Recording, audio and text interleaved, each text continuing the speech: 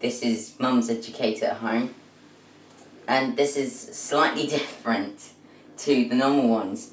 A, I've started this off, and B, this prep video is going to have a bit of setting up the practical in it, and it's kind of going to be a two-part practical instead of a prep and a practical.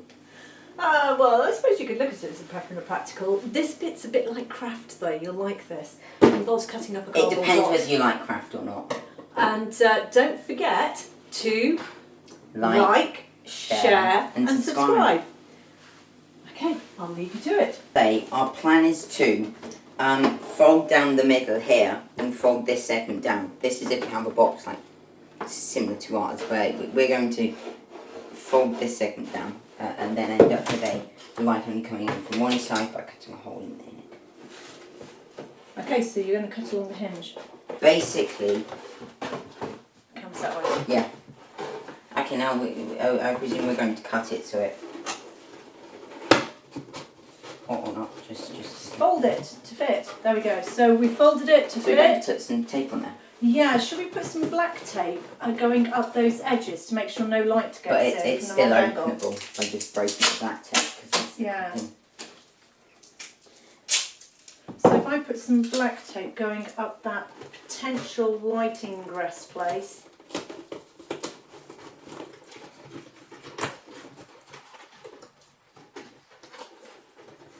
The great thing about black tape is it's flexible. Isn't like lots of tape. No, that's sellotape's not very flexible at all. Okay, and then we are going to cut the hole inside.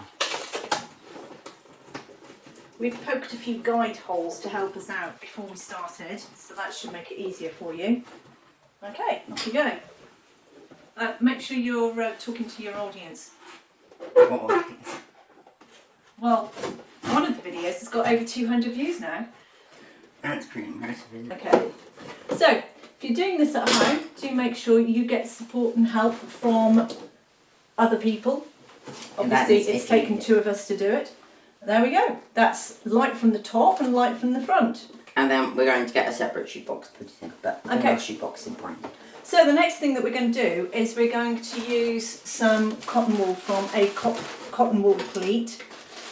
So we've got, yeah, it's nice because the segment it's segmented, as you can see, so you can tear it off on these segments. So if you put one segment into each of those trays. Oh, I put two because it fits perfect. Oh, does it?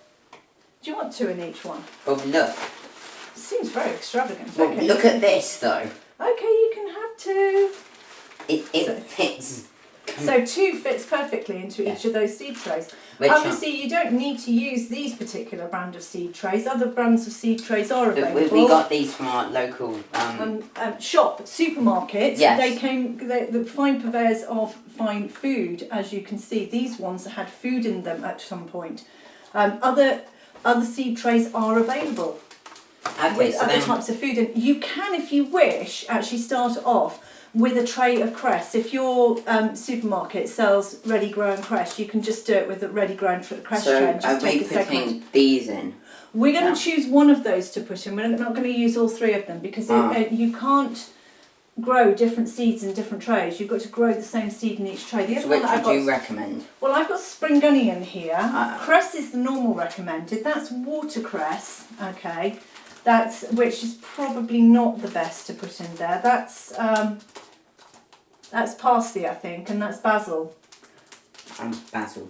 You want basil? Basil's good, actually. Well, we can see how it goes because I think we're going to need the scissors to open this. But if you want to do it with the recommended cress. Cress is recommended, and I know I've got some cress seeds somewhere in the house, but you know we're under lockdown conditions. I'm not going to go running to the supermarket to find some.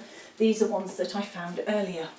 Yeah, I suppose actually when you finish with this box, you could use it as a hidey box for guinea pigs. Yeah, you could do. Or right, okay. What we're going to do is we're going to put the same amount of water in each tray. So what I suggest we do is if you just find out how much water it takes to wet the cotton wool thoroughly.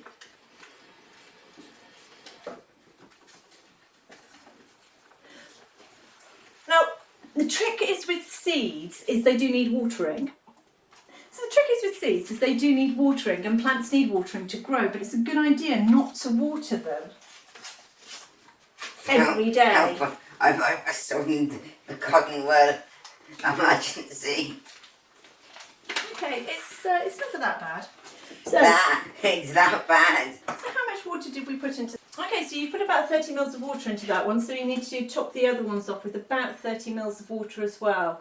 I noticed one of the comments on our videos was something about quantities. It's useful to know quantities. So about 30 mils of water to start us off.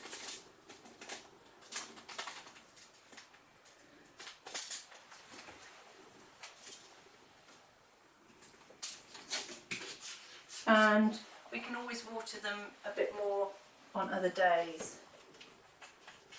Right, now I put a measuring scoop out. It's very difficult to actually measure out seeds by counting them when they're that tiny. So I suggest you use a measuring scoop like this so you can get approximately the same number in each one. But you want a fair few because they don't always all germinate. So what's that? About half a quarter of a teaspoon measuring scoop that we've got there. Looks more like 2 thumb. Yeah, that's because it's balls out at the bottom and spreads out at the top. So yeah, so sprinkle them out fairly evenly over it, and then tell me, do we need more than that? So we need to make sure that the light is only getting into the box from just that one space that we want to allow it to come in. And Christopher's just noticed that we need to tape this edge down firmly. The black tape is a good idea because it reduces the amount of light coming in. Ta-da! Right, are they spread out nicely? Are you? No, that's not how we deal with the packet of seeds. It's empty, is it? Okay, good. All right. Okay, so we're going to put them in the boxes now. Do you think they need any more water on them? I think they're good. We're going to water them every day or so, or every other day to make sure. So that's one goes into the light from the top, one goes into the light from the side. That's a nice fit, yeah, good design that. And the other one's going into the separate box where it's going to be completely in the dark. Now, you have to remember that we're not actually going to pay much attention to this experiment and start taking results from this experiment until these plants have actually germinated. Why is it we're only interested in them once they've germinated? Because then we can see the results.